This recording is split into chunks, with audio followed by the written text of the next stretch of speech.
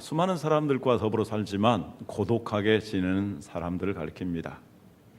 이 세상 살아가면서 참으로 비극 중에 하나는 수많은 사람들과 더불어 살면서 스스로 마음을 닫고 관계를 단절해서 외롭고 고독하게 닫힌 공간에서 홀로 살아가는 것입니다. 그런데 우리가 신앙생활을 하고 교회에서 봉사를 하면서도 이렇게 사람들과의 관계가 원만하지 못하고 닫혀서 살아가는 사람들이 있습니다. 그래서 사람들과의 관계가 단절되고 외롭고 괴로워하고 고통하면서 살아가는 것은 참으로 안타깝고 슬픈 일이 아닐 수가 없습니다. 본문에서 예수님은 그런 유형의 사람을 만나셨습니다. 그는 이중에 장애를 가지고 있었습니다. 시각장애와 청각장애입니다. 눈이 있어도 볼 수 없고 귀가 있어도 들을 수가 없었습니다. 혈루증을 앓던 여자분은 사람들과 격리된 생활을 했습니다. 그러나 이 사람은 사람들과 똑같이 살았습니다. 똑같이 지내면서도 사람들과 함께 말할 수도 없고 들을 수도 없는 고립된 가운데서 이렇게 답답하게 살았습니다. 마치 자폐증을 앓는 사람처럼 살게 된 것입니다. 제 할머니가 계셨습니다. 제 할머니가 젊으셨을 때 무슨 약을 잡수셨는데 그것으로 인해서 고열이 나고 그리고 귀가 상했습니다. 그래서 중년 이후에 듣지 못하셨다고 합니다. 가족들이 더불어서 함께 지내는데도 아무 말도 하지 않습니다. 왜? 들을 수 없기 때문입니다. 그래서 식사를 다 하고 나시면 바로 윗방에 올라가셔서 긴 담뱃대에 담배를 끼워서 피우고 혼자 이렇게 외롭게 지내실 때가 참 많았습니다. 참으로 안타까운 일이죠. 여기 그러한 사람이 있었습니다. 그런데 그가 어느 날 사람들에 이끌려서 예수님 앞에 왔습니다. 예수님은 깊은 연민과 동정으로 그를 바라보시고 그에게 유명한 한마디의 말씀을 하셨습니다. 에바다. 그러자 이 사람의 귀가 열렸습니다. 입술이 풀렸습니다. 그래서 이제 그는 사람들의 말을 듣게 되었고 사람들에게 말하게 되고 사람들과 풍성한 교제의 삶을 이루게 된 것이었습니다. 이 극적인 기적의 상황을 본문은 이렇게 시작하고 있습니다. 35절 그의 귀가 열리고 혀가 맺힌 것이 곧 풀려 말이 분명하여졌더라. 여기 에바다라는 말은 아람어인데요. 당시 통용되던 말이죠. 열려라라는 뜻입니다. 애들이 놀면서 열려라 참게 하는데 이렇게 열려라 하는 것입니다. 그는 이제 사람들의 말을 듣게 되었습니다. 분명하게 사람들에게 자기 의사를 표시하게 되었습니다. 이제 사람들과 더불어 살 수 있는 새로운 인생이 시작된 것입니다. 이사야 6장에 보면 하나님께서 이렇게 말씀하십니다. 누가 우리를 위하여 갈고? 이 물음에 이사야 선지자는 대답합니다. 주여 나를 보내소서 내가 여기 있습니다. 그때 하나님께서 이사야 선지자에게 이런 말씀을 주십니다. 이사야 6장 9절에서 10절입니다. 여호와께서 이르시되 가서 이 백성에게 이르기를 너희가 듣기는 들어도 깨닫지 못할 것이요 보기는 보아도 알지 못하리라 하여 이 백성의 마음을 둔하게 하며 그들의 귀가 막히고 그들의 눈이 감기게 하라.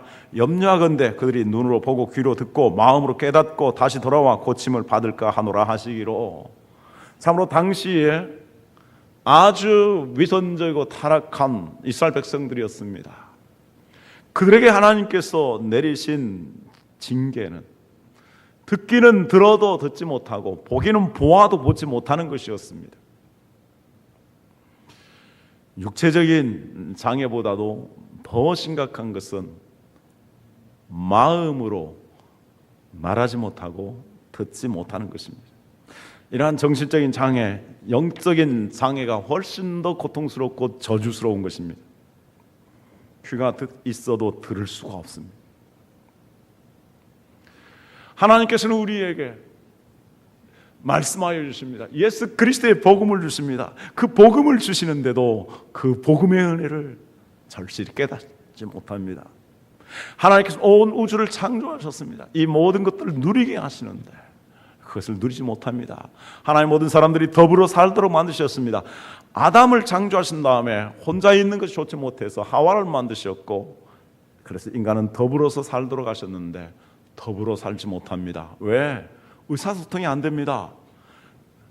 귀가 있어도 듣지 못합니다. 입이 있어도 말을 제대로 할 줄을 모릅니다. 사람들이 얼마나 자유롭고 화평한 가운데 살아갑니까? 이 풍성한 세상에서, 그리고 수많은 아름다운 인간관계 속에서 스스로 자기의 마음을 닫고 귀를 닫고 답답하게 폐쇄된 가운데서 살아가는 것은 참으로 슬픈 일인데, 그런 사람들이 참 많이 있습니다. 이러한 사람들이 들어야 할 것은 예수 그리스도의 말씀입니다. 말씀에는 창조의 능력이 있기 때문입니다. 말씀으로 모든 만물을 흑암과 혼돈 가운데서 창조하여서 빛으로 인도하신 우리 주님께서 이제 듣지 못하고 말하지 못하는 사람들을 치유하시기 위해서 이 땅에 오셨습니다. 여기 말하지 못하고 듣지 못한 사람을 치료해서 새로운 인생을, 그리고 풍성한 삶의 교제로 이끌어 주셨던 우리 주님께서 오늘 우리들에게 찾아오셔서 우리의 귀가 열려지기를, 우리의 입술이 풀려지기를, 그리고 우리도 이러한 사람들과의 풍성한 교제를 이루면서 이러한 사람들을 이렇게 인도할 수 있는 사람이 되시기를 주님은 바라십니다. 그래서 오늘 주의 말씀을, 주의 은혜를 힘입고 정말로 건강하고 풍성한 교제를, 풍성한 삶을 살아가는 우리 성도님들이 되시기를 주님의 이름으로 축원합니다. 어떻게 이 사람이 닫혀진 인생의 벽 속에서, 인생의 감옥 속에서 탈출해서 새로운 삶, 부활의 소망과 같은 삶을 이루게 되었을까요? 첫째, 말씀드리고자 각자 주님께로 나와야 한다는 것입니다. 본문을 통해서 주님이 이 사람에게 어떻게 이 기적을 베푸셨는가를 주목해 볼 필요가 있습니다. 예수님께서는 말씀으로 명령하시기 전에 그에게 이렇게 접근하셨습니다. 개인적으로 접근한 것입니다. 그의 귀를 열어주시고 그의 입을 풀어주시기 위해서 예수님께서는 개인적으로 접근하십니다. 33절, 예수께서 그 사람을 따로 데리고 무리를 떠나사 손가락을 그의 양귀에 넣고 침을 뱉어 그의 혀에 손을 대셨다라고 말씀합니다. 여기 따로 데리고라는 말씀에 주목하시기 바랍니다. 수많은 사람들이 데리고 왔습니다. 수많은 사람들은 이 사람이 중증 환자라고 생각해서 데리고 왔을 것입니다. 어떤 면에서 불쌍하게 됐을 것입니다. 그러나 이 사람은 듣지 못하였기 때문에 왜 끌려왔는지, 그리고 예수님이 누구인지에 대해서도 알지 못합니다. 예수님에 대한 이야기를 많이 들었지만 예수님이 누구인지도 모릅니다. 그래서 이 사람은 당황했을 것입니다. 끌려갔기 때문에, 무조건 끌려왔기 때문에 수치스러웠을 것입니다. 만약에 예수님께서 많은 사람들 보는 앞에서 접근하셨다면 그는 더더욱 예수님 앞에 기가 죽고 풀이 죽어서 그는 어찌할 줄 몰랐을 것입니다. 예수님 앞에 수치심을 느꼈을지도 모릅니다. 그러나 예수님 어떻게 이 사람을 대하셨습니까?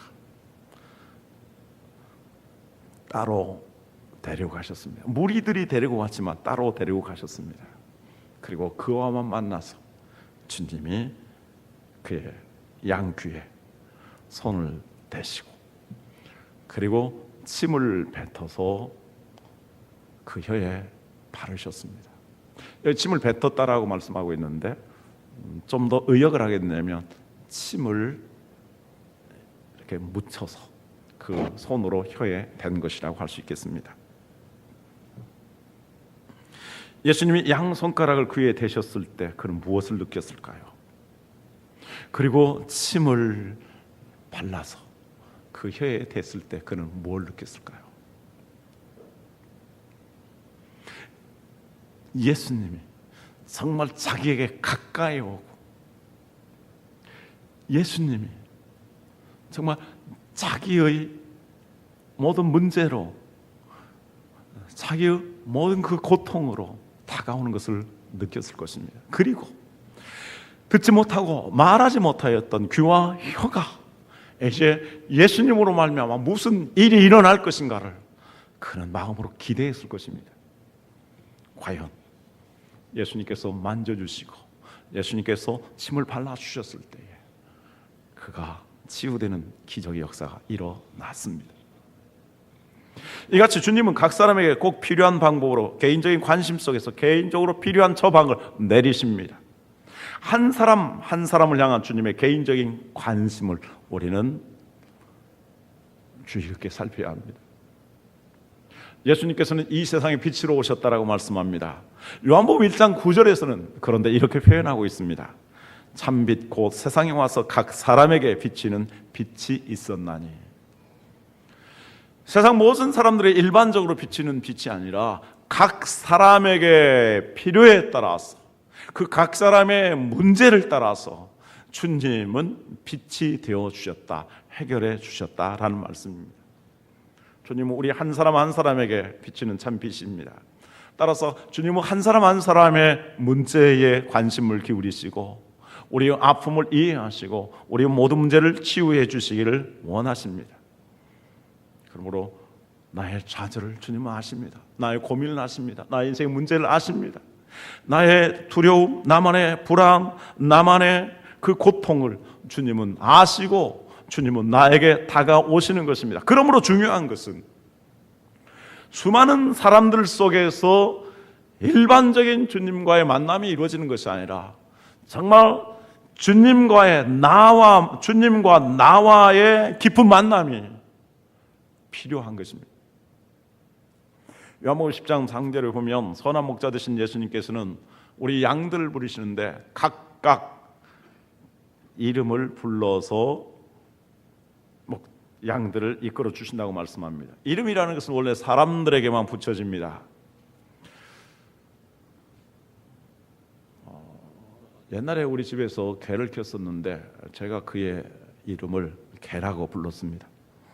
그래서 항상 개야 했는데 이건 좀 별로 매력이 없는 모습이죠. 요즘엔 반려동물이라고 해서 개나 고양이에게 이름을 붙여주는데 오늘과 같이 수천 수만 마리 기르는 목축이 아니었고 수십 마리 때로는 100여 마리 이렇게 기르는 그 옛날에 목축할 때는 목자들이 양들마다 이름을 각자 지어서 부른다고 합니다. 그러면 부르면 그 이름을 알아듣고 따라오기도 한다고 합니다. 성경에 주님께서 이름을 부르시는 장면이 많이 나옵니다.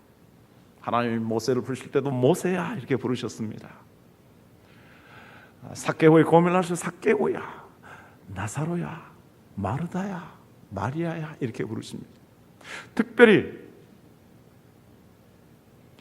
무덤 속에서 이제 변해가는 나사로를 향해서 주님은 송장아 일어나 이렇게 말씀하지 않았습니다. 나사로야 일어나라 이렇게 말씀하셨습니다. 만약에 예수님이 송장아 일어나라고 했다면 죽어있는 모든 사람들이 다 일어났을 것입니다. 아직 주님의 구원의 역사가 이루어지지 않았기 때문에 주님은 나사로 한 사람에게 깊은 관심을 기울이시고 그를 살려주시기 위해서 나사로야 이렇게 이름을 부르신 것입니다. 이처럼 주님은 나의 처지, 나의 절망, 나의 고독, 나의 눈물 이 모든 것들을 아십니다. 그리고 주님은 우리에게 다가오십니다. 주님과의 깊은 만남을 갖기를 원하십니다. 그래서 우리에게 모든 문제, 모든 걱정, 이 모든 것들을 주님 앞에 내려놓으시고 주님과의 깊은 만남을 갖기를 원합니다. 그럴 때 우리 안에 있는 닫혀져 있는 귀, 또 풀려지지 않는 입술, 그리고 사람들과의 단절된 인간관계 이런 문제가 주님과의 깊은 만남에서 해결될 줄로 믿습니다.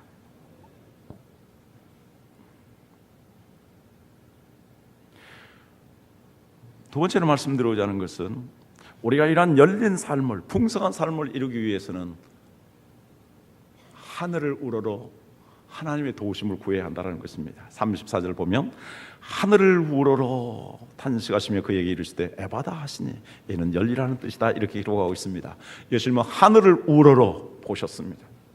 그것은 하늘에 계시며 온 우주를 창조하시고 모든 것을 다스리시며 인간의 생명을 창조하시고 인류 사회를 이끌어 가시는 그 영광의 하나님, 그 풍성하신 하나님, 전지전능하신 하나님, 그 하나님을 향하라 하는 말씀입니다. 우리는 기도할 때에 보통 눈을 감고 기도합니다. 오늘 신앙 고백을 했습니다. 사도신경으로. 제가 눈을 떠서 우리 성가대원들 모습을 봤는데 한두 명이 눈을 뜨고 기도했습니다. 기도왕이 신앙 고백을 했습니다. 아주 잘한 것이라고 생각합니다. 눈 감고 신앙 고백했다 해서 못했다라는 것은 아닙니다. 다시 말해서 신앙 고백을 할 때 사실 우리는 눈을 뜨고 고백하는 게 훨씬 더 바람직하다고 생각합니다. 신앙 고백을 하는데 꼭 눈을 감고 해야 할 이유가 어디 있습니까? 나의 신앙을 하나님 앞에서 또 사람들과 함께 고백하는 것입니다. 그래서 종종 저는 신앙 고백을 눈을 뜨고 합니다. 다만 우리가 기도할 때는 보다 더 기도에 집중하기 위해서 눈을 감고 기도합니다만 성경의 복음서에 보면 그 어디에도 눈을 감고 기도했다라는 게 나오지 않습니다. 기도의 방법은 아주 다양합니다. 우리가 항상 주님이 기도하라고 말씀했는데 그럼 우리 항상 눈 감고 기도할 것입니까? 우리는 걸어가면서도 기도할 수 있습니다. 자동차 운전을 하면서도 기도할 수 있습니다. 사람들과 모임 속에서 가만히 지켜보면서 하나님 지혜를 주십시오 라고 기도할 수 있습니다. 그래서 우리는 언제든지 이렇게 기도할 수 있는 것입니다. 그런데 우리 주님은 종종 하늘을 우러러 기도하셨다라고 말씀합니다. 하늘 얼마나 높습니까? 그 우주를 창조하신 하나님, 그 하나님은 얼마나 넓으신 하나님이십니까? 우리가 우러러 하늘을 바라보면서 그 하늘을 창조하신 하나님 향해서 기도했을 때 우리의 마음이 넓혀질 수밖에 없습니다. 우리가 기도할 때 내 문제, 나만의 문제, 나만의 기도의 제목을 가지고 내 생각 가운데서 내 고집, 내 주장을 가지고 기도만 한다면 절대로 마음이 열려지지 않습니다. 하늘을 우러러 기도하라고 말씀합니다. 하늘을 우러러 기도해 보십시오. 우리의 마음이 확 트일 것입니다. 넓혀질 것입니다. 마음의 감격이 일어날 것입니다. 그 하늘을 창조하신 하나님, 그 은혜와 능력과 모든 죄인들까지도 사랑하시는 그 하나님의 자비하심과 긍휼하심이 우리 가운데 임하게 될 것입니다. 그래서 우리의 마음이 열리는 것입니다. 사람들 향해서 사람들의 귀를 담아 들을 수 있는 귀가 열리는 것입니다. 사람들의 말을 진심으로 들을 때에 우리의 입술도 정말 자유롭고 평화롭게 나갈 수 있는 것입니다. 원망과 분노가 없어집니다. 그래서 우리가 은혜로운 말을 들을 때에 그 하나님의 사랑과 자비와 긍휼의 복음을 들을 때에 우리의 입술이 풀려서 은혜로운 말, 덕을 세우는 말, 칭찬하는 말, 감사하는 말을 하게 될 것입니다. 이것이 우리의 귀가 치료받는 것이고 우리의 입술이 치료받는 것이고 우리가 건강한 인격과 건강한 신앙을 가지게 되는 것을 믿습니다. 우리 주님께서는 일을 하실 때에도 하나님의 도우심이 없이는 아무것도 할 수 없다 이렇게 말씀하십니다. 교회에서 열심히 일하는 분들, 특별히 중요한 직분을 맡아서 일하는 사람들 가운데 자기의 능력, 또 자기의 경험, 또 자기의 주장을 가지고 살아가는 경우들이, 또 활동하는 경우들이 많이 있습니다. 특히 재능이 많고 열심히 있는 사람들이 하나님의 도우심을 힘입지 아니하고 일할 때가 있습니다. 그런데 그렇게 일하다 보면 문제가 생깁니다. 정말 우리 교회에서 남모르게 열심히 봉사하고 또 헌신적으로 수고하는 사람들이 있습니다. 정말 고맙게 목사로서 생각하게 됩니다. 월급을 받지 않습니다. 모든 것 들여가며 합니다. 때로는 목사가 책망하기도 합니다. 왜 돈 받지 않느냐고. 그렇게 수고하고 헌신하면서 목사의 또 지시나 지적이나 지도를 받아가면서 해야 되는 것입니까? 정말 순수하게 봉사하기 때문일 것입니다. 그런데 걱정이 있습니다. 저렇게 하다가 지치지 않을까, 낙심하지 않을까, 상처를 받지 않을까. 교회에서 주로 상처를 받는 사람들은 열심히 일하는 사람들입니다. 그런데 그들이 이 상처를 넘어설 수 있는 것은 무엇이겠습니까? 일할 때 하나님께 기도하는 것입니다. 기도하되 하늘을 우러러서 기도해야 합니다. 하늘의 하나님을 향해서 기도해야 됩니다. 그 하나님께서 나를 구원하시기 위해서 예수 그리스도를 보내셨습니다. 이런 번씩 7번이라도 다 용서해 줄 수 있는 그러한 자비로우신 우리 하나님이십니다. 그래서 우리는 하늘의 하나님을 향해서 기도해야 합니다. 하나님, 내 마음이 좁아지지 않게 하여 주시옵소서. 하나님, 내 마음이 열리길 원합니다. 내 귀가 열리길 원하고 내 혀가 참으로 은혜롭고 덕을 세우고 축복하고 감사하는 말을 하게 하여 주옵소서. 그렇게 하면서 봉사하게 하여 주옵소서. 하늘의 하나님이 이 은혜를 베풀어 주시옵소서. 우리가 이렇게 기도할 때에 우리의 마음이 넓혀집니다. 사도 바울은 고린도 교회 성도들을 향해서 말합니다. 너희를 향하여 우리의 마음이 좁아진 것이 아니라 너희가 우리를 향해서 좁아졌다. 자녀들아, 내가 사랑하는 마음으로 말하노니 너희의 마음을 넓혀라. 우리가 정말 인도하고 지도하고 중직자들, 이 사람들 향해서도 마음이 넓혀지기를 원합니다. 성도들 향해서도 마음이 넓혀지기를 원합니다. 우리의 귀가 좋은 말을 듣고 건강한 말을 듣고 우리의 입이 건강한 말을 할 수 있기를 원합니다. 그렇게 하기 위해서 하나님의 일꾼들은 하늘으로서 하나님 앞에 기도할 수 있는, 그래서 그 하나님의 풍성하고도 은혜 넘치는 사랑을 힘입기를 바라보시길 바랍니다. 히브리서 12장 1절에 3절에서 말씀합니다. 이러므로 우리에게 구름같이 둘러싼 허다한 증인들이 있으니 모든 무거운 것과 얽매이기 쉬운 죄를 벗어버리고 인내로서 우리 앞에 당한 경주를 하며, 같이 읽습니다. 믿음의 주요 또 온전하게 하시는 이인 예수를 바라보자. 그는 그 앞에 있는 기쁨을 위하여 십자가를 참으사 부끄러움을 개의치 아니하시더니 하나님 보좌 우편에 앉으셨느니라. 너희가 피곤하여 낙심하지 않기 위하여 죄인들이 이같이 자기에게 거역한 일을 참으신 일을 생각하라.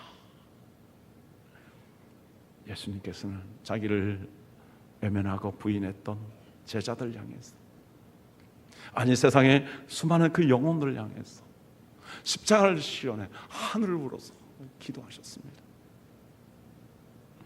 그리고 그 십자가를 참으셨습니다. 십자가 이후에 수많은 사람들이 구원을 받을 것과 십자가 이후에 부활의 영광 속에서 하나님 나라에 임하실 것을 주님 바라보셨습니다. 그 예수님을 바라보라. 예수님이 하셨던 방법과 같이 하라. 그리고 그 예수님을 통해서, 그와 같은 예수님의 방식을 통해서 구원하신 하나님을 바라보면서 하늘을 우러서 기도하라, 이렇게 말씀하고 계십니다. 세 번째 마지막으로 이제 우리는 이웃의 아픔도 공감하는 사람들이 될 수 있어야 하겠습니다. 34절에 보면 하늘을 우러러 다음에 무슨 말씀이 나옵니까? 탄식하시며 라는 말이 나옵니다. 여기 탄식하시며 라는 말을 다른 번역 성경을 보면 아주 깊이 탄식하시며 이렇게 번역하기도 합니다. 그래서 deep sigh 이렇게 번역을 하는데요, 예수님은 그냥 탄식하신 것이 아니라 아주 깊이 탄식하셨습니다. 상대방의 아픔을 자신의 아픔으로 여기시고 상대방의 고통을 같이